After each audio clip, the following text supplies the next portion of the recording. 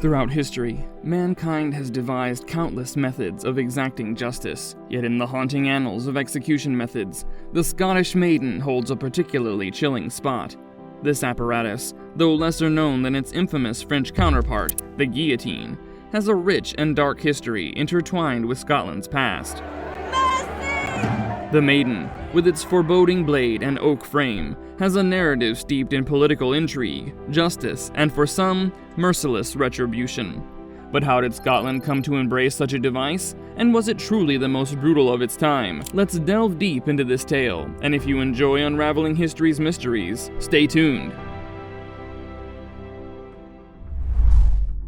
Before the streets of Paris ever witnessed the guillotine's swift justice, the Scottish Maiden was already a symbol of finality in Scotland, spanning its reign from the 1500s to the 1700s. Introduced during the era of Mary Queen of Scots, its very inception speaks volumes about the times. Scotland, in the 16th century, was a land of contrasts. Scotland is a land of contrast. Renaissance ideas flourished, bringing with them advancements in art and science. Yet these were also times of political upheaval and religious conflicts. Power struggles, coups, and rebellions were rife. Against this turbulent backdrop, there was a pressing need for a swift and public means of delivering justice, or, some might argue, instilling fear.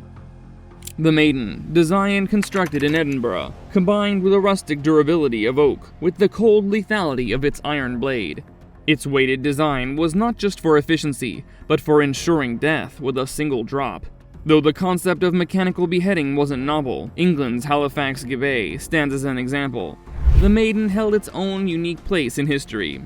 By the late 16th century, with swords worn from use and the impracticality of borrowing execution tools from neighbors, Scotland's leaders sanctioned the Maiden's creation.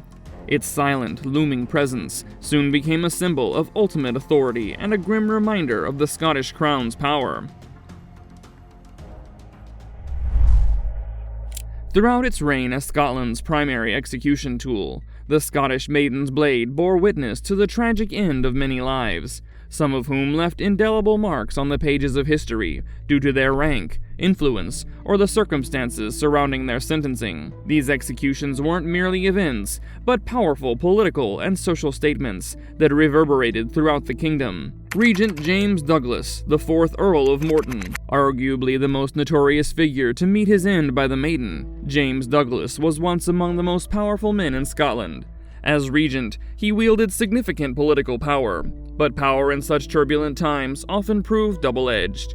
Although it's said that he introduced the Maiden to Scotland, inspired by witnessing a similar device in England, Douglas would ironically find himself beneath its blade. Accusations of involvement in the murder of Lord Darnley, husband of Mary Queen of Scots, led to his downfall.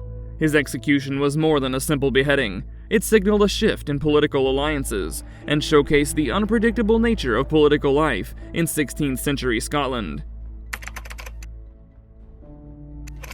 A significant figure during the Wars of the Three Kingdoms, Campbell's influence and power were considerable. However, his support for the Covenanters and opposition to royal policies led him to be perceived as a threat.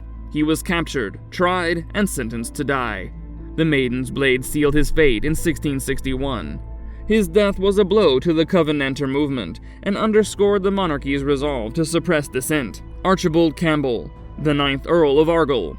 Son of the 1st Marquess of Argyll, he too would share his father's fate, marking a tragic continuity for the Campbell family. Known for his attempt to launch a rebellion against James VII, he was captured and condemned. His beheading in 1685 was a clear message to any would-be rebels about the fate that awaited them. John Hamilton. Not all who faced the Maiden were nobles. John Hamilton, a commoner, was the last person to be executed by the Maiden. Convicted of the murder of a pub owner in 1716, his death marked the end of an era for the notorious device. Though he lacked the titles of the previous victims, his execution underlined the machine's role as an instrument of justice for all, regardless of social status. Each of these notable executions serves as a window into the turbulent and politically charged times of Scotland during the Maiden's tenure. While some were powerful figures who shaped the course of Scottish history, others were mere footnotes, yet all met the same somber fate beneath its unforgiving blade.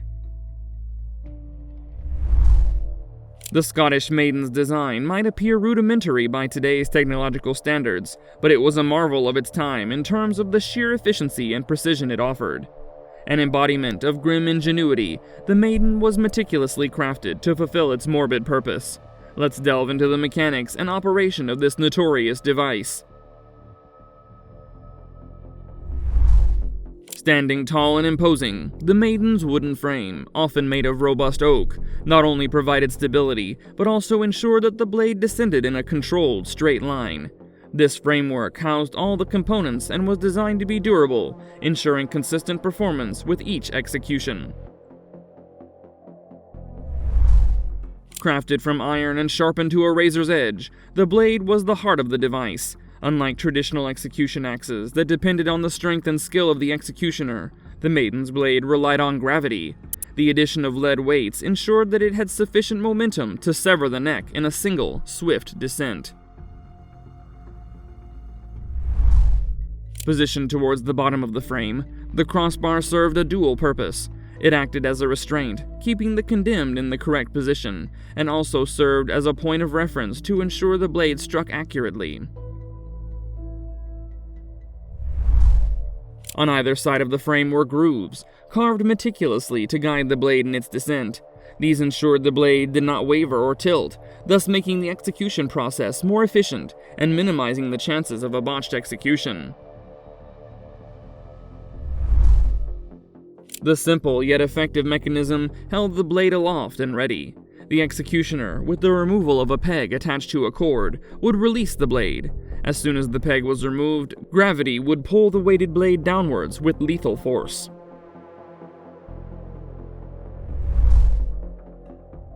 The condemned individual would be positioned with their neck on the crossbar, restrained securely to ensure there was no movement. Once everything was set, a crowd often gathered to witness the event. The executioner would take a deep breath and remove the peg. The blade would descend in a flash, and the individual's fate would be sealed. Despite its brutal functionality, there's no denying the Scottish Maiden was a sophisticated device for its time. It reflected a desire for a more efficient and standardized form of capital punishment, a departure from the variability of manual beheadings. In its dark efficiency, the Maiden offers a grim testament to mankind's capacity for inventive cruelty. Contrast with what happens now. As we journey through time from the era of the Scottish Maiden to our modern age, the stark differences in societal values, human rights advocacy, and legal practices become evident. The evolution of humanity's perspective on justice, punishment, and dignity has significantly changed how we perceive and execute penalties. In the days of the Scottish Maiden, public executions served dual purposes. They were both a method of administering justice and a means to instill fear and order within society. The gruesome spectacle of death became a public event, drawing crowds and sending messages of authority and dominance. Fast forward to today, many countries across the world have abolished the death penalty altogether, driven by moral, ethical, and human rights considerations. In places where capital punishment still exists, it's typically carried out away from public view, with an emphasis on minimizing suffering. Methods have shifted towards those perceived as more humane, such as lethal injection, replacing more brutal practices of the past. Public sentiment has also seen a sea of change. The very notion of celebrating or observing a death as a public spectacle is now largely considered barbaric and inhumane in most cultures. Grassroots movements, international organizations, and civil rights advocates push tirelessly for global abolition of the death penalty, championing the idea that every individual, no matter their crime, has an inherent right to life. Technological advancements have also played a role. In the era of the Scottish Maiden, the absence of forensics meant that many convictions might have been based on circumstantial evidence or testimonies alone. Today, with DNA testing, surveillance, and other advanced forensic tools, the judicial system has a higher chance of ensuring the right individuals are held accountable, reducing the risk of wrongful executions. Yet debate continues. While many argue that the world is moving towards a more compassionate stance on justice, others believe that certain heinous crimes warrant the ultimate punishment. Still, the contrast between the days of the Scottish Maiden and our current practices paint a vivid picture of humanity's evolving perspectives on justice, morality, and the value of life. Conclusion: the Scottish Maiden, an emblem of its time, echoes Scotland's intricate dance with justice, power, and rebellion. As we gaze upon its storied past, we're compelled to ponder, was it a tool of brutality or an instrument of its era's justice? Regardless of where one stands, its legacy remains etched in the annals of history, a somber testament to humanity's quest for order amid chaos.